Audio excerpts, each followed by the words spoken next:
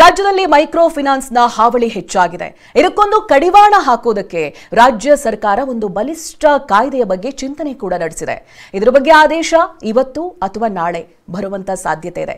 ಇದರ ಬಗ್ಗೆ ಒಂದು ರಿಪೋರ್ಟ್ ಇದೆ, ನೋಡ್ಕೊಂಡು ಬರೋಣ ಬನ್ನಿ. ಕಠಿಣ ಕ್ರಮದ ಎಚ್ಚರಿಕೆಗೂ ಬಗ್ತಿಲ್ಲ, ಸಿಎಂ ವಾರ್ನಿಂಗೂ ಜಗ್ತಿಲ್ಲ. ಖಡಕ್ ಸೂಚನೆ ಕೊಟ್ಟು ಗೈಡ್ಲೈನ್ಸ್ ಜಾರಿ ಮಾಡಿದ್ರು ಫೈನಾನ್ಸ್ ಸಿಬ್ಬಂದಿ ಕಿರುಕುಳ ನಿಲ್ತಿಲ್ಲ. ಬಡಪಾಯಿಗಳ ಸಾವಿನ ಸರಣಿ ಮುಂದುವರೆದಿದೆ. ಕಿರುಕುಳಕ್ಕೆ ಬೇಸತ್ತು ಊರು ಬಿಟ್ಟವರ ಸಂಖ್ಯೆ ಹೆಚ್ಚಾಗ್ತಿದೆ. ಹೀಗಾಗಿ ಮೈಕ್ರೋ ಫೈನಾನ್ಸ್ ಸಿಬ್ಬಂದಿ ಕಿರುಕುಳವನ್ನ ಗಂಭೀರವಾಗಿ ಪರಿಗಣಿಸಿದ ಸರ್ಕಾರ ಸುಗ್ರೀವಾಜ್ಞೆಯ ಬಾಣ ಬಿಟ್ಟಿದೆ.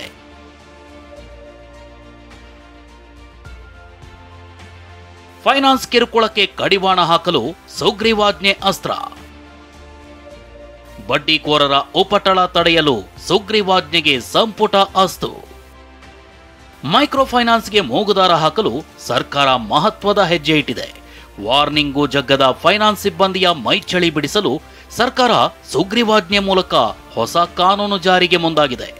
ಈ ಸುಗ್ರೀವಾಜ್ಞೆಗೆ ನಿನ್ನೆ ಸಚಿವ ಸಂಪುಟ ಸಭೆಯಲ್ಲಿ ಅನುಮೋದನೆ ಸಿಕ್ಕಿದೆ. ಮಸೂದೆ ಜಾರಿಗೆ ತರೋ ಬಗ್ಗೆ ಸಂಪುಟದಲ್ಲಿ ಚರ್ಚಿಸಲಾಗಿದ್ದು, ಮಸೂದೆ ಕಾನೂನು ಕೈಗೊಳ್ಳಬೇಕಾದ ಕ್ರಮಗಳ ಬಗ್ಗೆ ನಿರ್ಣಯ ಕೈಗೊಳ್ಳಲು ಸಿಎಂ ಸಿದ್ದರಾಮಯ್ಯಗೆ ಕ್ಯಾಬಿನೆಟ್ ಪರಮಾಧಿಕಾರ ನೀಡಿದೆ. ಈ ಸುಗ್ರೀವಾಜ್ಞೆಗೆ ರಾಜ್ಯಪಾಲರ ಅಂಕಿತವೊಂದೇ ಬಾಕಿ. ಒಂದು ಮಸೂದೆಯನ್ನು ತರ್ತೀವಿ, ಆ ಮಸೂದೆ ಒಳಗೆ ಇವೆಲ್ಲವನ್ನ ಅಡ್ರೆಸ್ ಮಾಡೋದು. ಈ ಮಸೂದೆ ಬಗ್ಗೆ ಕೆಲವು ವಿಚಾರಗಳನ್ನು ಚರ್ಚೆ ಮಾಡಿದ್ವಿ. ಸುಗ್ರೀವಾಜ್ಞೆಗೆ ಅನುಮೋದನೆ ಪಡೆದು ಸುಮ್ಮನಾಗದ ಸಿಎಂ ಹೊಸ ಕಾನೂನು ಜಾರಿ ಸಂಬಂಧ ಮತ್ತೊಂದು ಸಭೆ ನಡೆಸಿದ್ರು.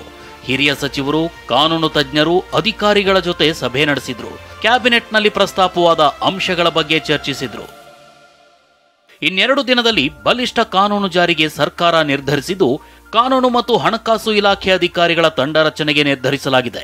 ಕಾಯ್ದೆ ಸಂಪೂರ್ಣ ಸಂವಿಧಾನಬದ್ಧವಾಗಿರಬೇಕು ಮತ್ತು ಯಾವುದೇ ಲೋಪದೋಷಗಳನ್ನು ಹೊಂದಿರಬಾರದು ಅಂತ ಸಭೆಯಲ್ಲಿ ಚರ್ಚಿಸಲಾಗಿದೆ.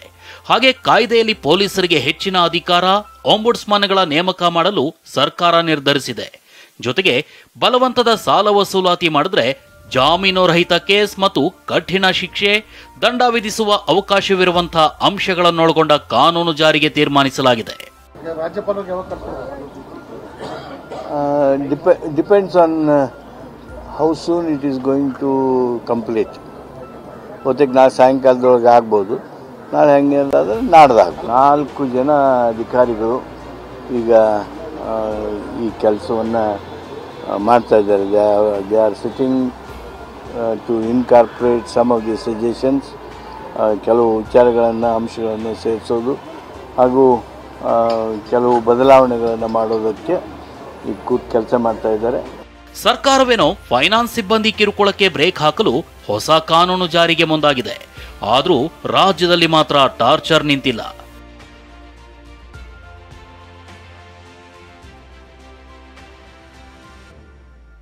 ಮಕ್ಕಳನ್ನ ದಂಧೆಗೆ ಕಳಿಸಿ ಹಣ ಕಟ್ಟಿ ಅಂತಾರೆ, ಸಂತ್ರಸ್ತೆ ಕಣ್ಣೀರು.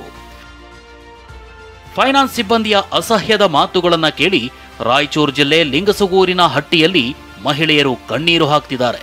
ವನಜಾಕ್ಷಿ ಎಂಬುವರು 2 ತಿಂಗಳ ಕಂತು ಬಾಕಿ ಉಳಿಸಿಕೊಂಡಿದ್ದಕ್ಕೆ ಫೈನಾನ್ಸ್ ಸಿಬ್ಬಂದಿ, ನಿಮಗೆ ವಯಸ್ಸಾಗಿದೆ, ಯಾರೂ ಮೂಸಲ್ಲ, ನಿಮ್ಮ ಹೆಣ್ಮಕ್ಳನ್ನ ದಂಧೆಗೆ ಬಿಟ್ಟು ದುಡ್ಡು ಕಟ್ಟಿ ಅಂತ ಅಸಹ್ಯವಾಗಿ ಮಾತನಾಡ್ತಾರೆ ಅಂತ TV9 ಬಳಿ ಅಳಲು ತೋಡ್ಕೊಂಡಿದ್ದಾರೆ.